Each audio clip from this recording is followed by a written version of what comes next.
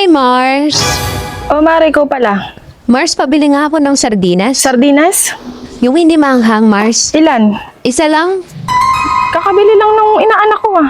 Ay, oo, kulang pa pagkain kasi ng aso. Pagkain ng aso? Sabi niya ulam niyo daw yun. Ha, hindi sira ulong bata na yun. Pabili. Ano yun? Bigas nga, te. Ilang kilo? Isa lang, te. Maganda ba yung bigas mo, te, Jean? 1 kilo lang, ah. Totoo. Ewan ko ba doon kay mama, ay pambuksan yung 20 kaban namin. Tinatamad pa siya, kaya ito, 1 kilo lang muna binili namin. Eh di wow.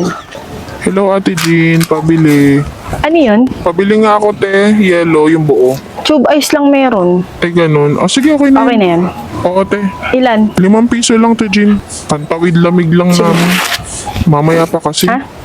Mamaya pa kasi bubuksan yung inverter namin. May rep kami inverter, binili ko bago. Malaki yun Ate Jean, yung parang cabinet. Ganun yung rep namin. Ganon? Oo, walang sinabi ang rep nyo. Day, tao po. Ano po yun? Pakashout ako, Day. Cash out? Magkano? 5,000 lang, Day. Kalkas mo na rin yung charge doon. Laki ah. Ano? Nanalo ka?